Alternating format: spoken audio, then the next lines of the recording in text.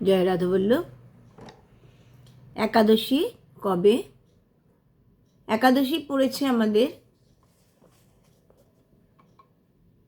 শুক্রবার 13 তারিখ ফেব্রুয়ারি মাসের। আর যদি এটা ফাল্গুন মাসের একাদশী, এই একাদশীর নাম বিজয়া একাদশী। বাংলা তারিখ 30শে মাঘে পড়েছে এটা। এই দিন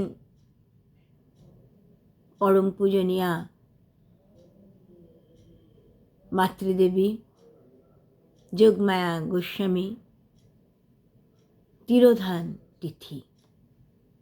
বৈষ্ণব আচার্য প্রভুপাদ প্রাণকিশোর গোস্বামীজির সহধর্মিণী যোগমায়া দেবীর তিরোধান তিথি, অতি পূর্ণ তিথি এই একাদশী তিথি। বিজয়া একাদশী ও পরের দিন পারণ পড়েছে সকাল 10টার মধ্যে। সকাল 10টার মধ্যে পারণ পড়েছে। বিজয়া অর্থাৎ যিনি বিজয় দেন। আবার বিজয়া কথা, বিজয়া নাম যমের স্ত্রীর নামও বিজয়া বলা হচ্ছে। যিনি সিদ্ধিদাতা, বিজয়া বলতে যিনি বিদ্যা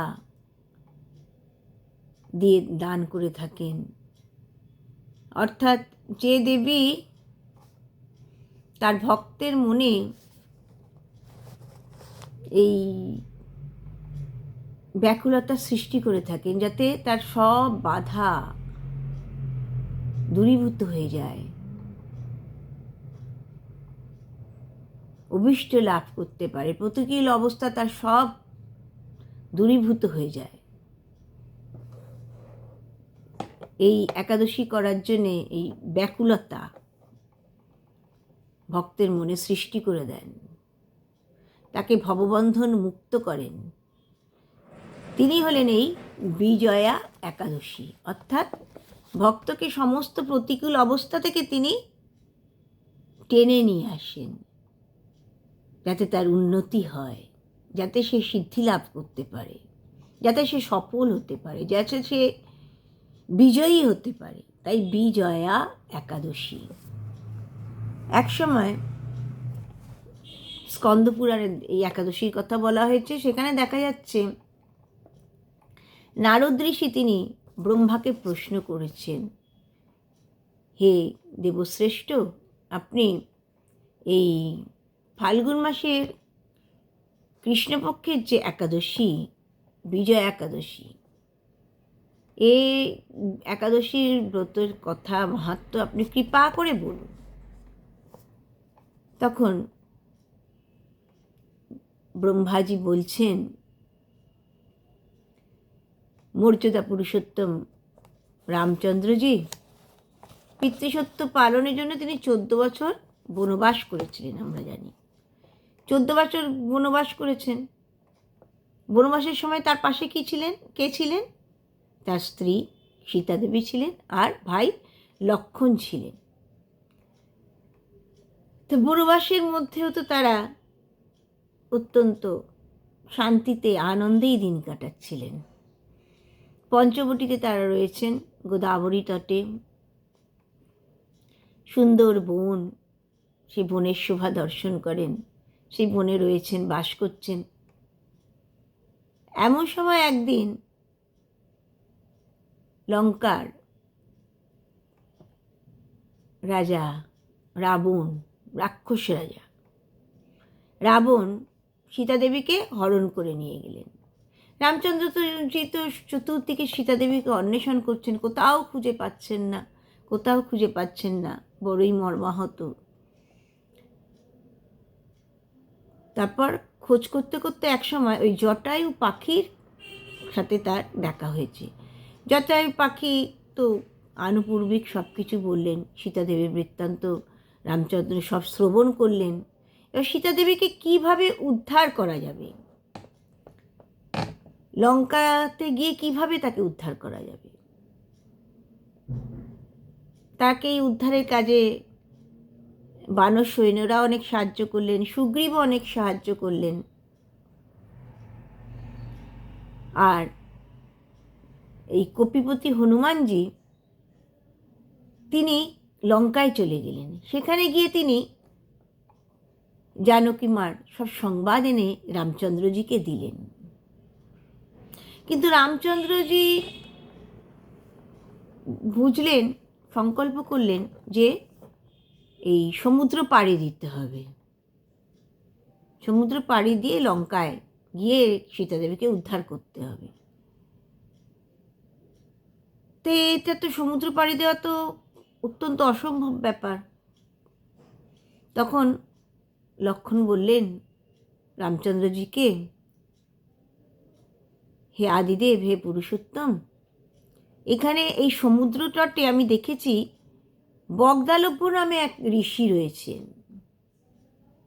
এই বগদালভ্য ব্রহ্মার সাক্ষাৎ পেয়েছিলেন। তাই হে রঘুনন্দন, আপনি গিয়ে ওই ঋষিকে জিজ্ঞাসা করুন কিভাবে এই সমুদ্র পার হওয়া যাবে, এটা কি আদৌ সম্ভবপর, এটা করা কিভাবে সম্ভবপর হবে। লক্ষ্মণের এই কথা শুনে রামচন্দ্রজি ওই ঋষিবরের কাছে গেলেন, তাকে প্রণাম করলেন।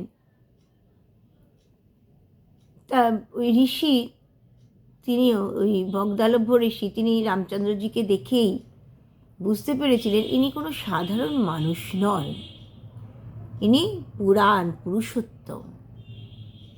অবজানন্তি মাং মূঢ়া মানুষিং তনুমাশ্রিতং পরং ভাবম অজানন্ত মোম ভূত মহেশ্বর। রামচন্দ্রজিকে দেখে মুনিবর বুঝলেন তিনি পুরুষোত্তম, পুরাণ পুরুষোত্তম, তিনি কোনো সামান্য মানুষ নন। তাই তিনি রামচন্দ্রজিকে বললেন, আপনি একটি ব্রত করুন, আমি সেই ব্রতের কথা আপনাকে বলছি। ব্রতের মধ্যে একটি উত্তম ব্রত, যার ফলে আপনি এই রাক্ষস সমেত লঙ্কা আপনি বিজয় করতে পারবেন, আপনি বিজয়ী হবেন, আর আপনি বহু কীর্তি যশের অধিকারী হবেন। আমি আপনাকে এমনই একটি ব্রতের কথা বলছি, আপনি কৃপা করে এই ব্রতের কথা শুনুন। তো কী করতে হবে এই ব্রত পালন করতে গেলে? না, দশমীর দিন একটা স্বর্ণের ঘড়া বা না পারলে একটা মাটির ঘড়া নির্মাণ করে, কলসি নির্মাণ করে তাকে জলপূর্ণ করে তাতে পল্লব, মালা, তিলক, ফল, বস্ত্র দ্বারা সেটাকে সুন্দরভাবে সুশোভিত করে কোনো পবিত্র স্থানে তাকে দূর্বা, ধান দূর্বা মাটি দিয়ে তাকে স্থাপন করতে হবে। মাটির ওপর ধান দূর্বা দিয়ে ঘরটিকে স্থাপন করতে হবে, ওই জলপূর্ণ কলসিটিকে, ঘট বা জলপূর্ণ কলসিটিকে স্থাপন করতে হবে। তার ওপর ওই সোনার তৈরি যুগল মূর্তি প্রতিষ্ঠা করতে হবে। তারপর একাদশীর দিন সারা রাত জেগে ওই বিগ্রহকে পূজা করতে হবে, এই যুগল মূর্তিকে পূজা করতে হবে।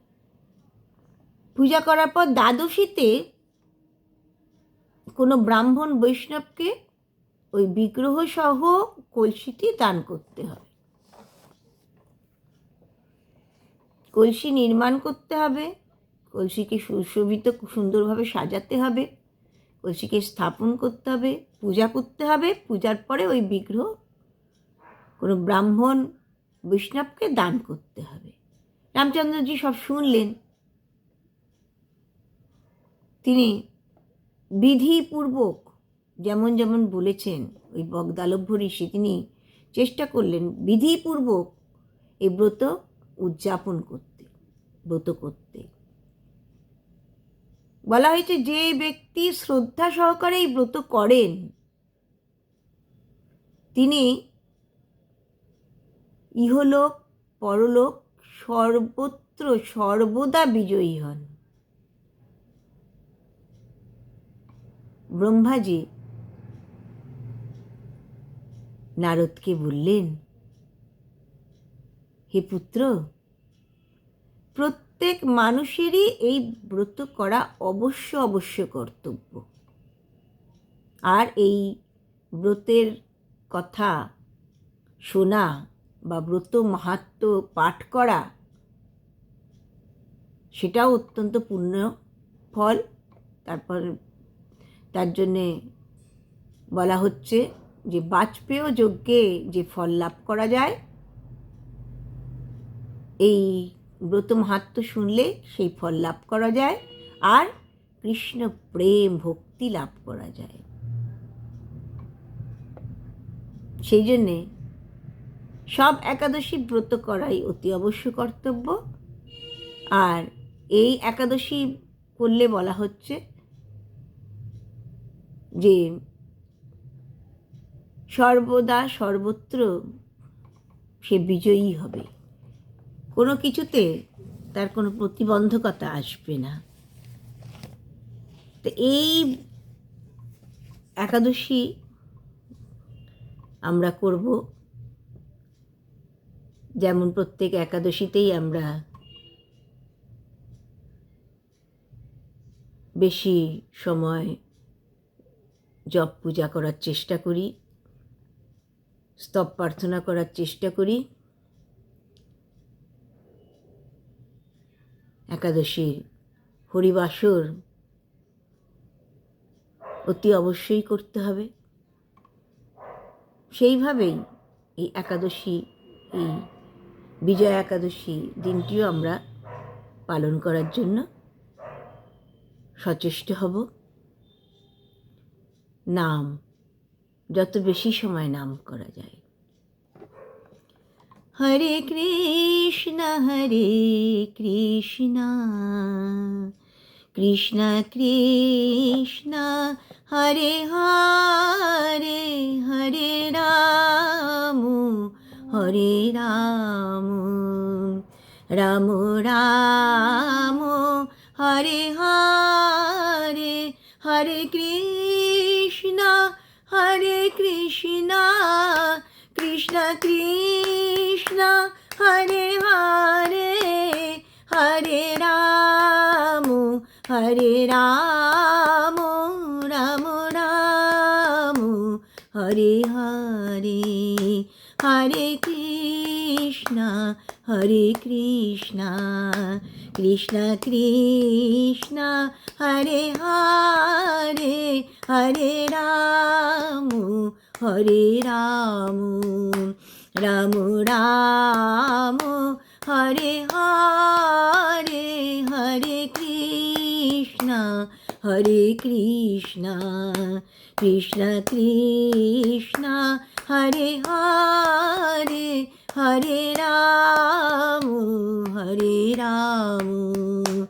রাম রাম হরে হরে, হরে কৃষ্ণ কৃষ্ণ কৃষ্ণ হরে হরে, হরে রাম রাম রাম হরে হরে, হরে কৃষ্ণ কৃষ্ণ কৃষ্ণ হরে হরে, হরে রাম রাম রাম হরে হরে।